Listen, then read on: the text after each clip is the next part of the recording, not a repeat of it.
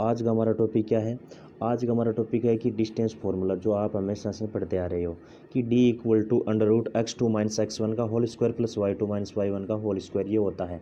तो इसका आज हम प्रूफ पढ़ने जा रहे हैं। ठीक है, होता है तो क्यों होता है, इस क्वेश्चन का हम आंसर जानना चाह रहे हैं। चलो हम थोड़ी बहुत बात समझते हैं और उसके बाद में आगे पढ़ते हैं। ठीक है, ये आपके पास एक है ग्राफ दिया गया है। तो सिंपल सी पता है कि ये आप हम हमेशा कौन सा लेते हैं, एक्स एक्स, और ये आप हमेशा कौन सा लेते हो, वाई एक्स। कोई प्रॉब्लम थोड़ी है। तो सपोज कर लेते हैं ये आपके पास है ए पॉइंट और ये आपके पास है बी पॉइंट, और ये है आपका मूल पॉइंट यानी कि ओरिजिनल पॉइंट है ओ।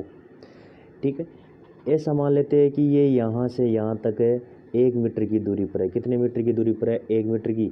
और ये कितने मीटर की दूरी पर है, 7 मीटर की। और ये दूरियाँ कहाँ से कहाँ तक है, ये है मूल बिंदु से। ये मूल बिंदु से ए तक दूरी है ए मीटर, मूल बिंदु से बी तक दूरी है बी मीटर। चलो अब आते हैं क्वेश्चन पर। सपोज कर लीजिए ये आपके पास एक लड़का है।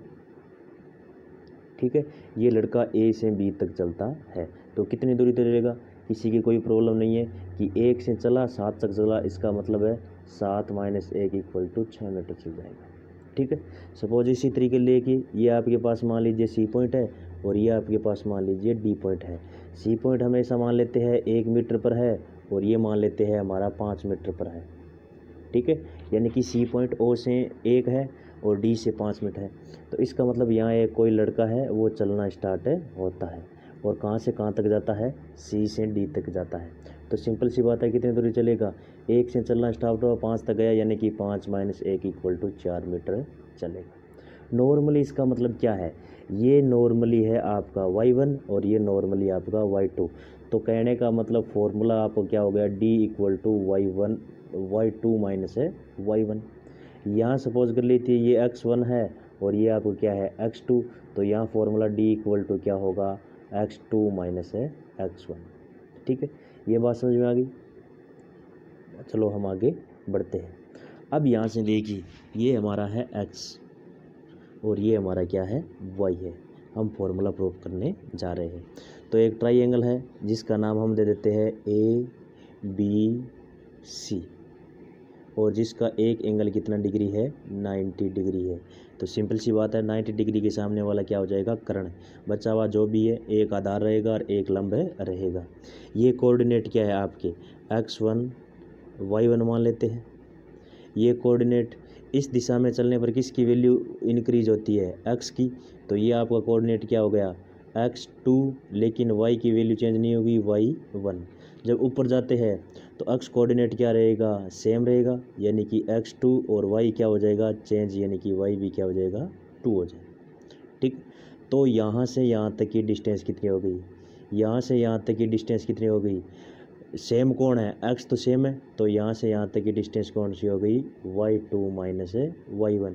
ऊपर जाने पर कौन चेंज होता है, y। इस दिशा में चलने पर कौन चेंज होता है, x। तो यहाँ से यहाँ तक की डिस्टेंस कितनी होगी आपकी, x2 माइनस है x1।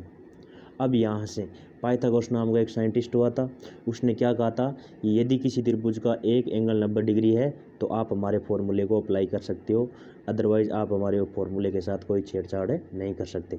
तो पाइथागोरस थ्योरम की बात करें, किसकी बात करें, पाइथागोरस की। तो पाइथागोरस ने क्या कहा था कि कर्ण स्क्वायर इक्वल टू क्या होता है, आधार स्क्वायर प्लस लंब स्क्वायर। ठीक है, तो बात करें कर्ण की, तो कर्ण कितना होता है, 90 के सामने वाला। उसके बाद आधार और लंब की, अगर आपको थीटा दे रखा है तो थीटा के सामने वाला क्या हो जाएगा, लंब। अगर नहीं दे रखा है तो एक आधार हो जाएगा और एक क्या हो जाएगा, लंब हो जाएगा। तो सबसे पहले हम कर्ण यहाँ से डायग्राम से पता चल रही है क्या है, AC का स्क्वायर। ठीक है, AC का स्क्वायर इक्वल टू आधार। तो हम AB को क्या मान ले, आधार। तो AB का स्क्वायर प्लस BC का स्क्वायर, कोई दिक्कत थोड़ी है।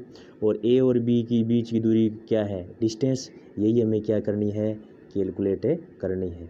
तो डिस्टेंस D का स्क्वायर इक्वल टू क्या आ गया, AB क्या है, x2 माइनस है x1 का whole square plus y2 minus y1 का होल स्क्वायर। कोई दिक्कत है, नहीं दिक्कत है तो आगे चलते हैं।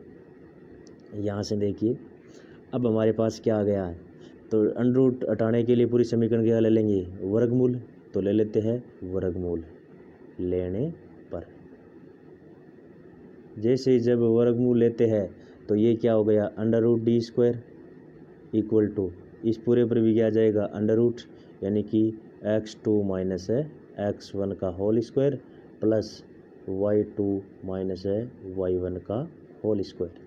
तो आपके पास फॉर्मूला कितना आ गया है, फॉर्मूला आ गया है स्क्वायर से अंडर रूट क्या हो जाएगा, इस साइड तो cancel, distance d equal to क्या आ गया है under root x2 minus x1, इसका क्या हो जाएगा whole square plus y2 minus y1 का होल स्क्वायर। ठीक है, आशा करते हैं कि समझ में आ गया होगा। नेक्स्ट वीडियो तक आप घर पर रहिए, हम आपके लिए नेक्स्ट वीडियो लेकर आ रही है। प्लीज़ चैनल को सब्सक्राइब ज़रूर कर लीजिए। धन्यवाद। जय हिंद, जय भारत।